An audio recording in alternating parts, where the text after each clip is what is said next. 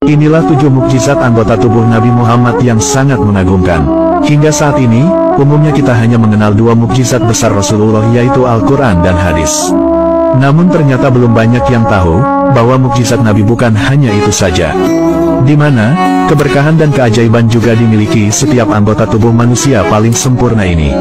Nabi Muhammad SAW adalah manusia spesial dan kekasih Allah yang diutus untuk menjadi rahmat bagi semesta alam.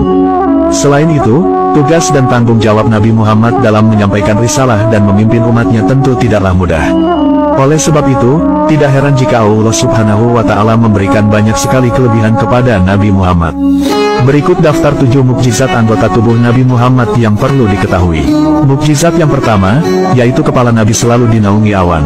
Salah satu mukjizat dari anggota tubuh Nabi yang tampak adalah kepala beliau selalu dinaungi awan. Sehingga, meskipun kondisi Jazirah Arab yang sebagian besar gurun pasir dan panas, itu semua tidak turut membuat Rasulullah kepanasan.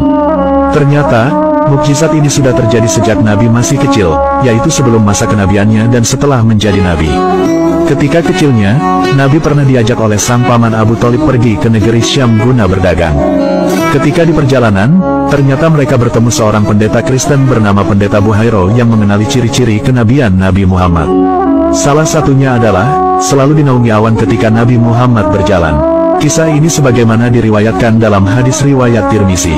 Selain itu, hal ini juga terjadi ketika Nabi Muhammad sudah dewasa. Ketika Nabi Muhammad menjadi pedagang yang menjual barang-barang milik Khadijah, beliau ternyata diawasi oleh Maisarah yang ditugaskan untuk memata-matai Nabi dalam menjual dagangan Khadijah. Ternyata, Maisarah melihat bahwa Nabi selalu dinaungi oleh awan dan terhindar dari panas. Adapun mukjizat yang kedua, yaitu Nabi mampu melihat ke belakang seperti melihat ke depan. Dahulu, Nabi Muhammad SAW ternyata juga memiliki mukjizat pada mata beliau, yang mana beliau dapat melihat apa yang ada di belakang seperti halnya beliau melihat apa yang ada di depan tanpa membalikkan badannya. Dari Abu Hurairah bahwa Rasulullah bersabda, "Apakah kalian menyangka bahwa posisiku di sini dan di sini, demi Allah tidak terhalang dari penglihatanku ruku kalian ataupun sujud kalian. Sesungguhnya, aku dapat melihat apa yang ada di belakang punggungku." Hadis riwayat Bukhari dan Muslim. Adapun mukjizat yang ketiga, yaitu telinga Nabi mampu mendengar meski dalam kondisi tidur. Mukjizat lain pada anggota tubuh Nabi Muhammad adalah di telinganya, di mana beliau mampu mendengar meskipun dalam kondisi tidur. Adapun mukjizat yang keempat, yaitu ludah Nabi. Ludah Nabi Muhammad juga memiliki mukjizat tersendiri, di mana salah satunya adalah bisa sebagai obat dan menyembuhkan orang yang sakit.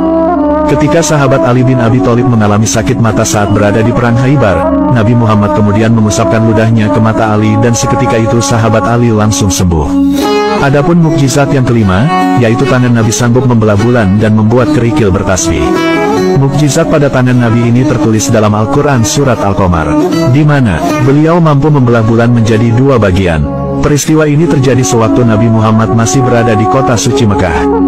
Saat itu, banyak orang-orang kafir Quraisy yang datang menantang Rasulullah dengan mengatakan, apakah beliau mampu membelah bulan? Jika bisa, maka mereka akan beriman dalam Islam. Dan akhirnya, mukjizat itu pun terbukti. Selain itu, tangan beliau juga mampu memancarkan air dari jari-jarinya hingga para sahabat meminum darinya. Kemudian, sering juga kaum ibu memintakan doa untuk anak-anak mereka. Rasulullah lantas memasukkan jari telunjuknya ke air dan air tersebut menjadi obat.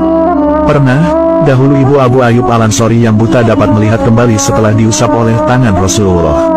Adapun mukjizat yang keenam, yaitu kaki Nabi.